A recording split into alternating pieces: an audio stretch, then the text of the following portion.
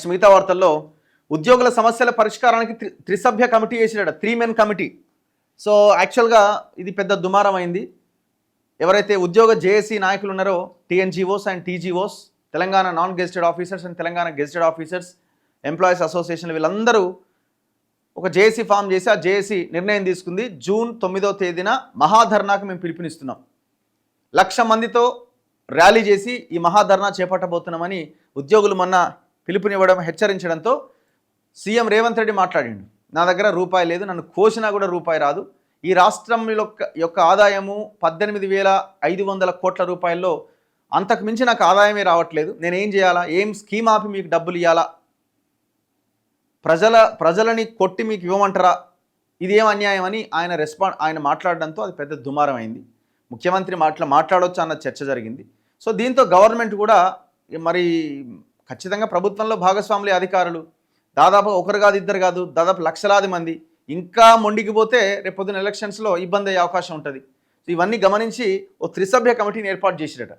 కానీ విషయం ఏంటంటే దాదాపు 8 నెలల కిందనే ఒక సబ్ కమిటీని ఏర్పాటు చేశారు. మరి ఆ సబ్ కమిటీ నేను నిన్న ఇంటర్వ్యూ చేసిన టీజీఓ అండ్ టీఎన్జీఓ ప్రెసిడెంట్స్తో ఇంటర్వ్యూ చేస్తే వాళ్ళు చెప్పేది ఏంటంటే 7-8 నెలల కాలంలో ఒక్కసారి కూడా సబ్ కమిటీ సమావేశం కాలేదని. సమావేశం కాకపోవడంతో పాటు మేము ఎప్పుడైనా సెక్రటేరియట్కి పోతే కనీసం మంత్రులు కూడా సరిగ్గా రెస్పాండ్ కావాలి, మేము ఎవరో కూడా వాళ్ళకి తెలియదు.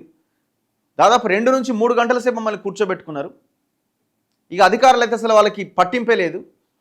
అందుకే మేము కొంత గట్టిగా స్పందించాల్సిన పరిస్థితి వచ్చింది, ఎవరికి చెప్పుకోవాలి మా బాధ అని మాట్లాడి. సో ఇప్పటికైనా గవర్నమెంట్ ఆ సబ్ కమిటీ అంటే మరి అదే ఇదే అదా లేదట. ఈ సబ్ కమిటీనేమో ఓన్లీ త్రిసభ్య కమిటీ, ఇందులో ఓన్లీ ఐఏఎస్ అధికారులతో కూడిన కమిటీ వేసిరట. ఇందులో ఎవరెవరు ఉంటారట?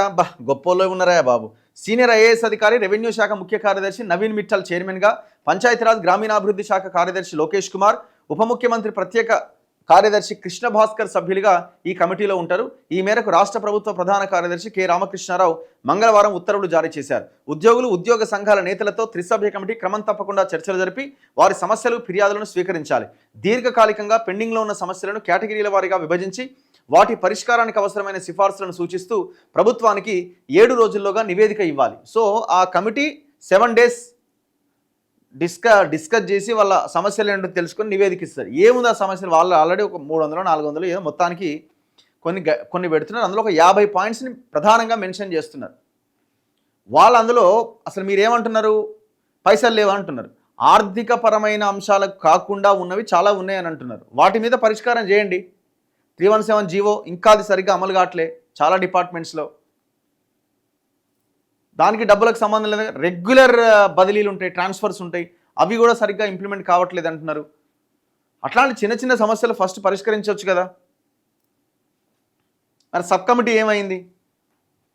ఏదేమైనా మొత్తానికి కొంత ప్రభుత్వం మెట్టు దిగినట్టుగా కనబడుతున్నది.